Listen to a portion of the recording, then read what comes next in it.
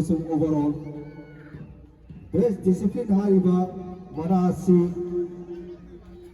magi trophy lay case prize loyal naman ay adabu matam kamna best discipline tivno hay matamda thaina sidine kamna annual sports festival hodok padagi wama kotha haiba ama thambina bagi matungina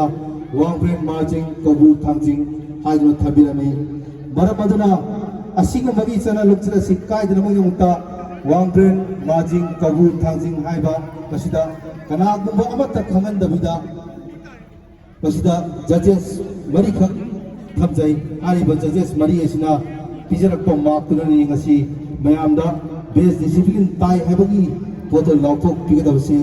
masida citizen club ki oba karigomba amatta makut yaujade haibagi aibu wafam asi hana mangjong thamjari haiba best discipline asibu lauthok pidabidamta khwaidagi hadaki yakai gondolak sowa annual sports festival asigi organizing chairman organizing vice chairman organizing secretary election director puna election director kusina matunda hariba best discipline ke mana asibu kara tabage do lautok pinawta ikai kunasariba yakai ga hundolak sowa annual sports festival asigi organizing chairman vice chairman organizing secretary ahum election director asigi post lautok pinawan singjari hariba trophy asigi maming late Sapram Ongbi Sati Devi Haina Mitholi Hariba Asibu Kapirakpa Donor Asigi Mamina Razan Chakpamna Kapirakpani Mana Asibu Kambigataba Para Adi Karamu Parano Haibu Demukta Akoy Mamda Akoy organizing Vice Chairman Joint Secretary organizing secretary ohum lejare masina lauthok pirakani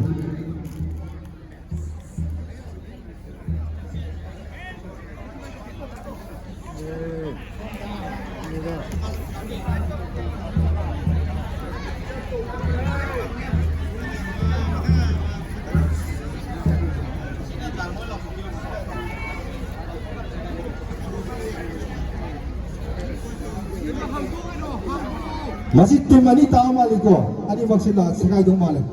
na punna yung biro kana tage do andaki yakai doi suba annual sports festival gi best discipline gi manasi mamang ida di among khakta bani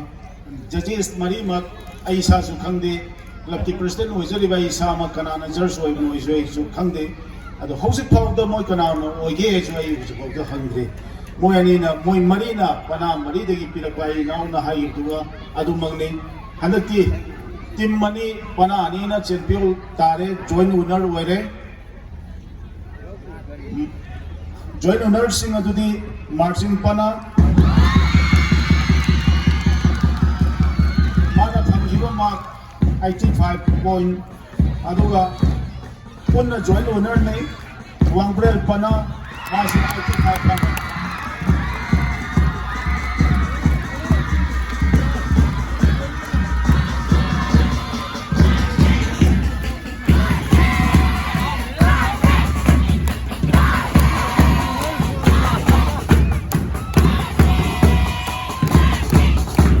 yakai gondolak sowa annual sports festival asigi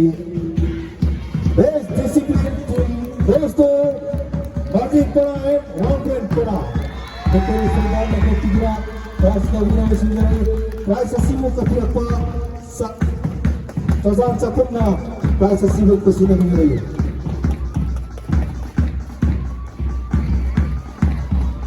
23rd Annual Sports Festival Best Discipline Team Marching Para and Wangren Para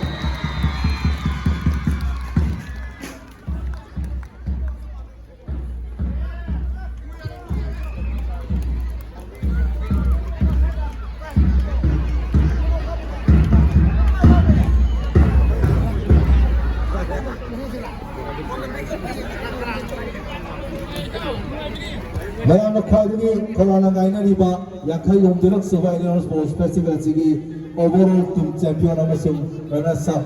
Masikata Gairi Mayam Corona ꯉꯥꯏꯅꯔꯤꯕꯁꯤ ꯍꯥꯏꯔꯤꯕ trophy ꯑꯁꯤꯗꯤ citizen ꯀ꯭ꯂꯕꯅ ꯀꯠꯆꯕꯅꯤ ꯀꯔꯝꯕ ꯄꯅꯥꯅ ꯇꯥꯕꯒꯦ ꯍꯥꯏꯕꯒꯤꯗꯃꯛꯇ ꯂꯥꯎꯊꯣꯛꯄꯤꯅꯕꯒꯤꯗꯃꯛꯇ ꯌꯥꯡꯈꯩ ꯍꯨꯝꯗꯣꯏꯔꯛ ꯁꯨꯕ annual sports festival ꯑꯁꯤꯒꯤ organising chairman vice chairman organising secretary organising joint ꯁꯦꯀ꯭ꯔꯦꯇꯔꯤꯁꯤꯡ ꯆꯪꯕꯤꯔꯛꯇꯨꯅ ꯄꯔꯦꯡ ꯁꯥꯅ ꯂꯦꯞꯂꯕ ꯃꯇꯨꯡꯗ ꯍꯥꯏꯔꯤꯕꯁꯤ ꯂꯥꯎꯊꯣꯛꯄꯤꯅꯕꯒꯤꯗꯃꯛꯇ ꯀꯧꯁꯤꯟꯖꯔꯤ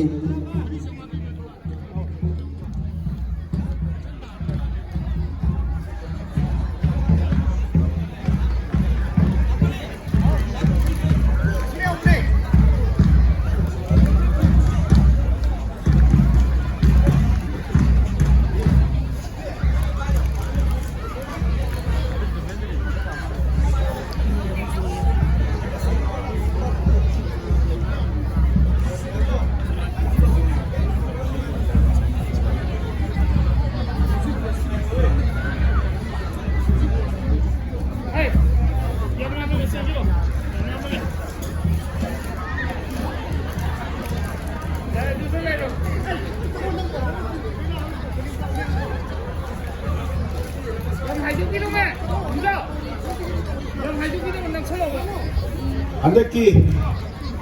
यांखई हुमदोई सुबह एनुअल स्पोर्ट्स फेस्टिवल पना मरीमक अनिपुद फजना सानकी सानबदुगी मकुक मथन दुनी लाथोक्तु रक्तुइचे overall team championship runners up marching पना माना पंकिबो मार्क चामगा premium 129.5 winner and our Mugamale. Winner Wambrel Pana Mana Kilo Mark 162 Jamaka 2023. Yani makaya koyduğumda adı tabir abine koy koyduğum sana beni pahtom kadar alacağım. Baba tabir kadar beni sinjani. Yani yanjaniga walaba Yakai Lumberg Suba Annual Sports Festival Citizen Club Pangtokpuna overall to Runasat Takraba Magic Para Library Para Lakpa Para Lakonu Victory Senda Pangtokpuna Manala Liga Singari Runala overall team champion Oitraba Library Para Lakpa Library Singari Mayami Kirodo, Kodo Nakata Tribune to Iran about the Parasan running the Firano. Haiba, Price City, as in Love for the Yogiba, Nakai Gunduruk Survivors Sports Festival City, organizing chairman, vice chairman, organizing secretary, organizing joint secretary, Kurumna Hari Manasur to be known as in the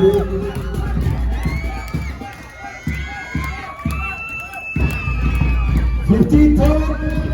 Annual Sports Festival overall team winners of Magic Pana 53rd Annual Sports Festival overall team champion Magic Pana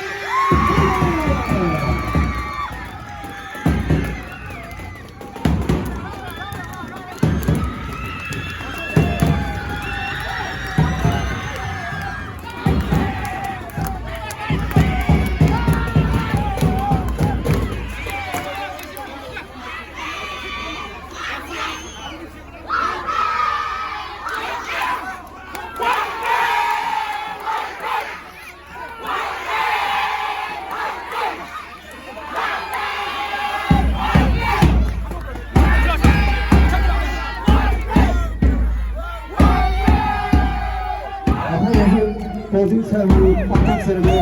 Baramadana, Nasiru, Taika, Election Ministry, Panamata, Mari, Kasu Krapu,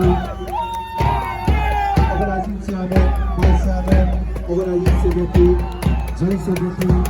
so Yaragadi Joint Secretary, Mari Makse, Yaragadi Report to Virona, Pagan Garid, Ika Kumichari, Yaragadi Siva, Annual Sports Festival Sigu, Organizing Joint Secretary, Mari,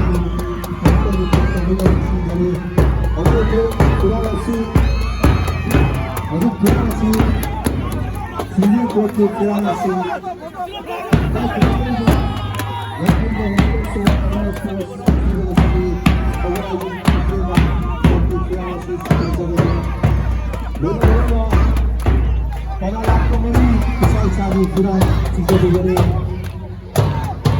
Masih berat jika orang berdoa kalau kurang masih kalau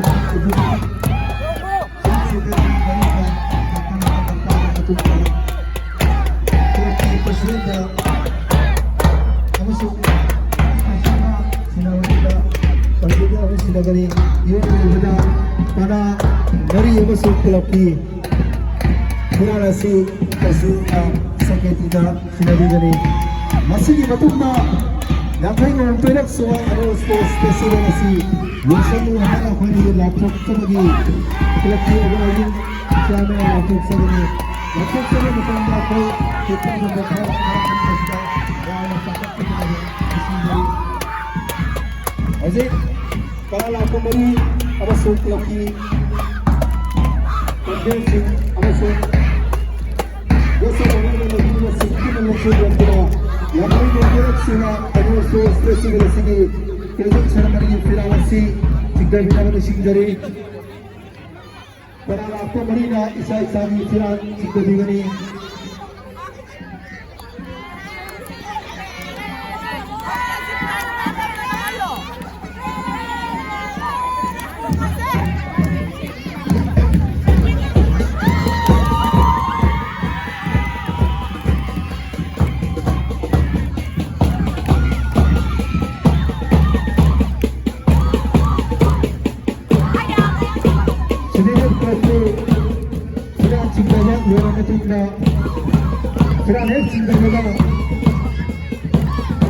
Organizing chairman Amasung, organizing secretary, organizing vice chairman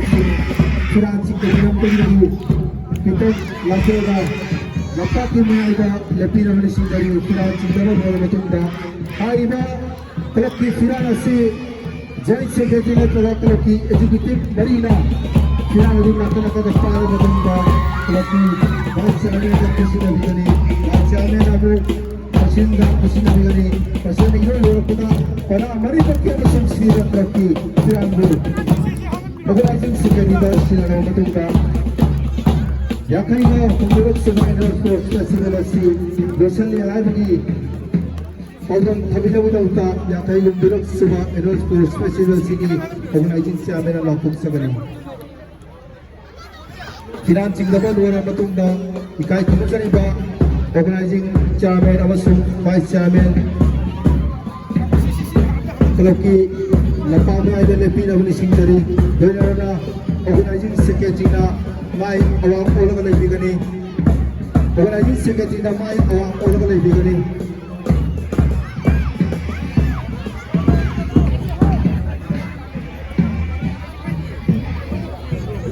apa ini organizing chairman amasung vice chairman Kira cinggaban mo matunda napaki bayay tangda nagsidre ko ni singgari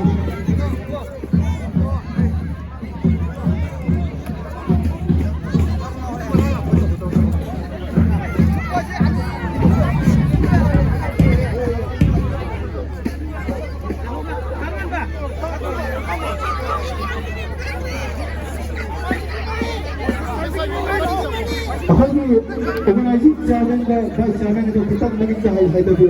dari wala thapiro aduga kelaki secretary na kita takapiro aduga mamay awang audio di chairman ni yeta review na yet thangmada review secretary na aduga organizing chairman na kita hay daw manikta secretary na kita katuwang Tapi birat sinado ini, bapak ada birat sinado kita, di mana?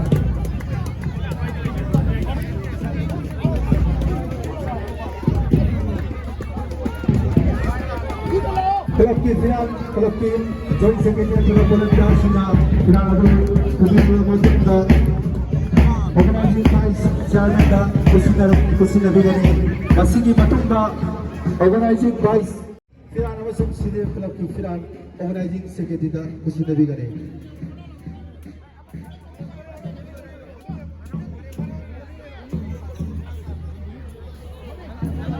Akwai gomla thabagi matam akwai hajarake.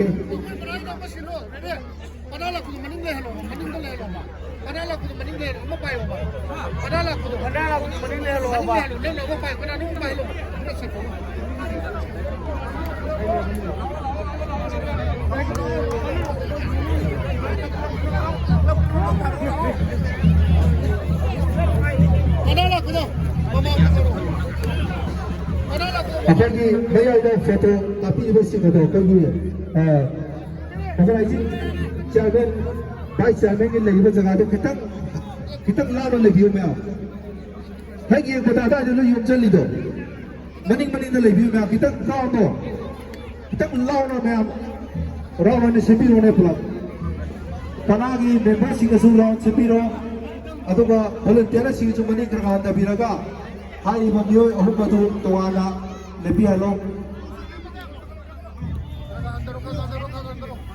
hari ba Firanasi organizing vice chairman da kusindabi gani pana mari baki Firansu kusindabi gani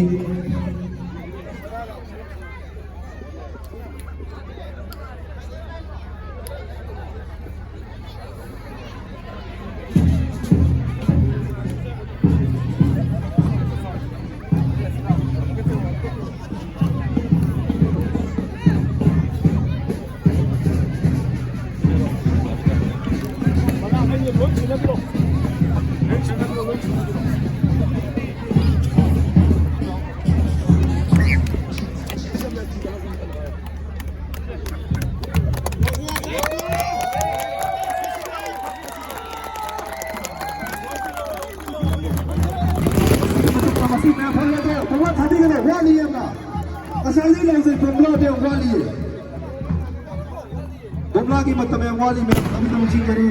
bomla pipe में सीधा bomla थामी तो नमन machine करे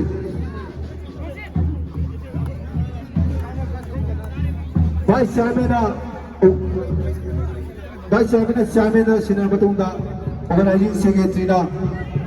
hari ba Firan singa si club ki manum dah pubiraga mafam chana थामी नमन machine करे akwai ojik project ki longthok ka ba surat tagi kita ngai ni basida ni mayam na gumla tha ga dabse ojik wali gumla tha bi garu basida koi ki lapa mai da thali ba strip lem akwai ngatang muthat sagani loina na akwai ki tos muthat sagani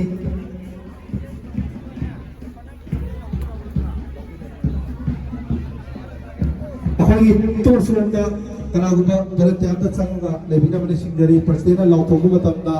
adugi tosuju utat toy ni puna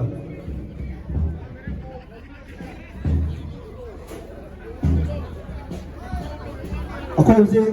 yakai kum delok saba annual sports festival asi loisale amasung para leitri haina club ki ikai kumjari ba yakai kum delok saba annual sports festival asi ki organizing chairman laptop ko matam da mayam na bomla thabirang na bani sinjari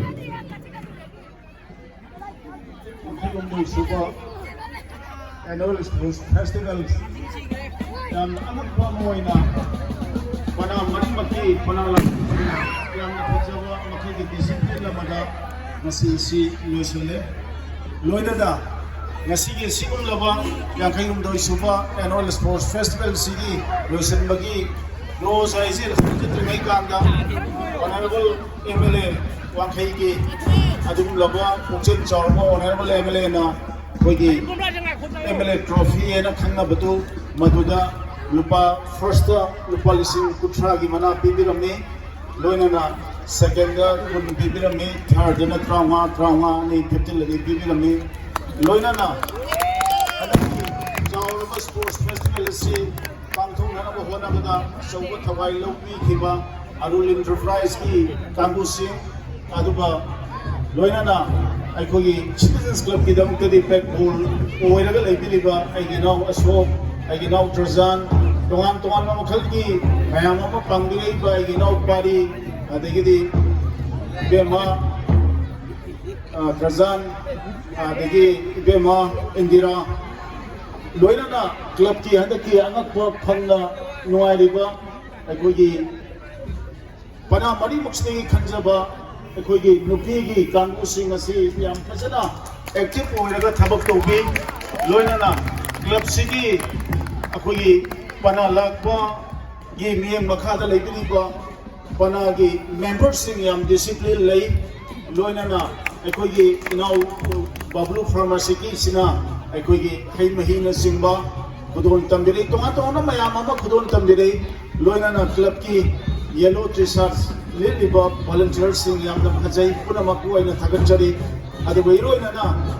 ngasi gi lotion magi tanja du lae yankai mundo suba annual sports festival bikup sida lotion magi tanja lakchabagal loina ngasi dagi citizens club na thamjaram bapana mari wangbrel marching aduga kogu thangjing hari bapana mari mak ngasi dagi leijadre aduga loina sports close no sinjare Basita mo CCS National Secretary first Citizens Club Heavyweight CCS Marshal Ravika Heavyweight CCS Marshal Basita Heavyweight CCS Marshal Kalpa Heavyweight CCS Marshal Kalpa Heavyweight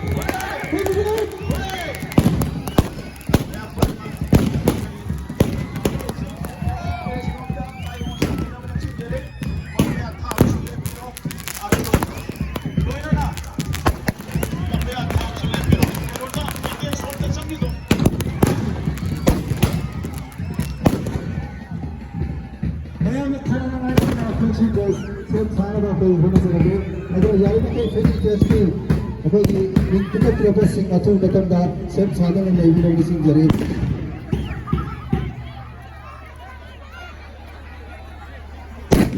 yari ako problem wala sa kiro ka